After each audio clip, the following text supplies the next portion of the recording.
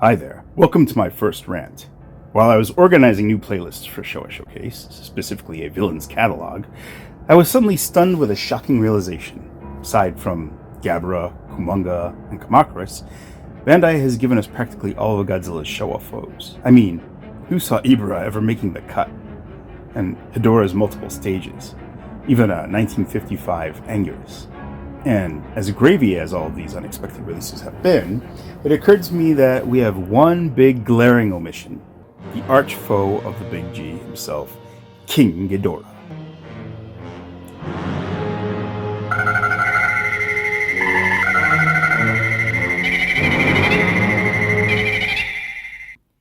To be specific, a Showa rendition, because we've gotten several Ghidorahs in the past. The only 64 version I can recall debuted in 1991 at the start of the Bandai boom, and that was quickly supplanted by the Heisei version, using the same body mold and the updated heads. We got Mecha King Ghidorah a number of times, a vinyl of GMK Golden Dragon Ghidorah from both Bandai and Playmates, Rebirth of Mothra's Destroyallmonsters, does he count? Cretaceous Ghidorah and Grand King Ghidorah, which is an amazing piece that I still own.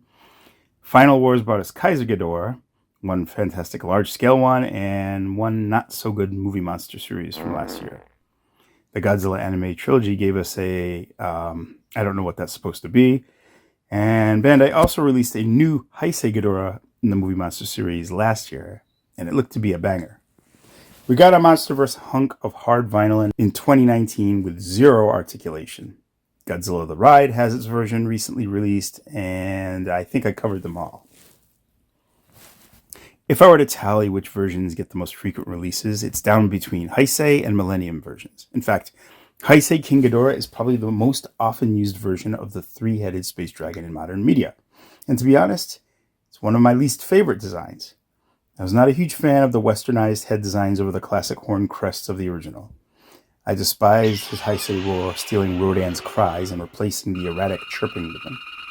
The slow head movements instead of the spastic and psychotic energy of the Showa was another deterrent. He felt like a step down from the OG, and that is a shame in my book. The Mothra trilogy made 2, or 3 actually, attempts with Ghidorah. The first, Ghidorah, which is a variation, I suppose, a four-legged brown and red beastie that bellowed like a herd of elephants, breathing fire instead of yellow gravity beams. A strange choice, making it seem like Toho had cold feet deciding on whether to use an original kaiju or a classic villain, and then just compromised. In Rebirth 3, the supposed true King Ghidorah, now dubbed Grand King Ghidorah, was the villain, making this trilogy have a weird fixation on the enemy kaiju.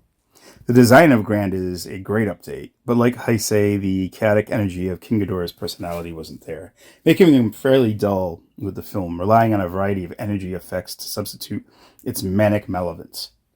Mothra, unable to beat this version, travels back in time and faces a younger version, a Ghidorah named Cretaceous Ghidorah, who spews fireballs and eats dinosaurs. Oddly enough, this fight has more energy, but is still very weird. Mothra goes back to the future, sort of, when his cocoon hatches into a more powerful present-day form, dispatching Grand super quick. Disappointing. Godzilla, Mothra, King Ghidorah, Giant Monster All-Out Attack is a great film, but I had difficulty seeing the three-headed dragon in a heroic role. Originally, the popular kaiju roster was going to be reserved for Anguirus, Varan, and Baragon, who did remain, but once again, Toho feared the unknown and gave us a watered-down version that, while it is closer to his original look, had some design elements that make the movie's aesthetic look goofy.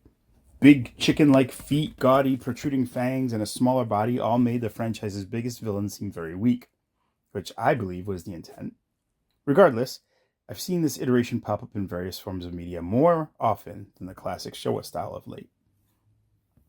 The 2019 MonsterVerse King Ghidorah is a good design. Hell, even its roars are pretty decent, with hints of its original voice, but I was largely dissatisfied with the role of the fearsome titan, as it spent most of the movie hiding in a storm cloud, having other titans do its bidding. I get it, that's how they explain the King moniker, but for me, King Ghidorah should be an almost mindless engine of destruction, roaming the planet and decimating all in his path, like his debut film. His 3 heads were a unified front of mayhem, not conflicted individuals who needed the middle guy to keep them in check. It's nitpicky, I know, but it's my headcanon, so it only applies to my preferences. If you like any of these newer revised versions, then that's fine with me. So anyway, my intent for this commentary is to bring to the forefront that classic 60s and 70s Ghidorah needs a movie monster series vinyl.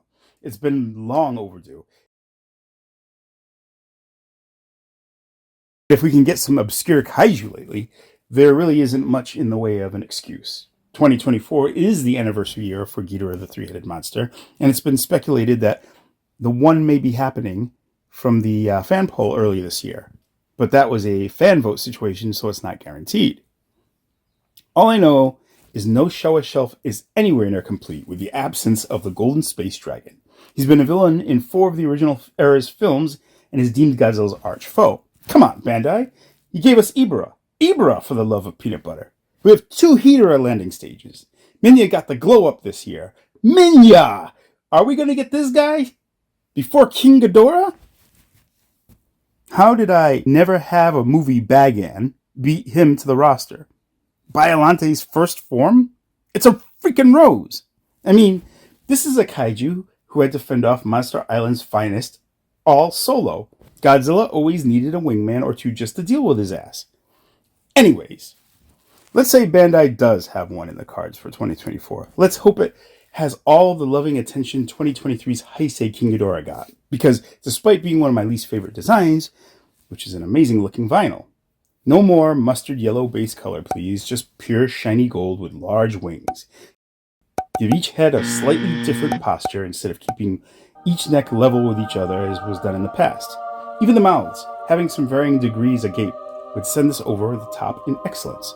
Of course, asking for articulation from Bandai is like asking a millionaire for a house, but I would be content with legs and necks, as tails aren't as important. And wings can look a little too fat at the base when there's a rotation joint applied.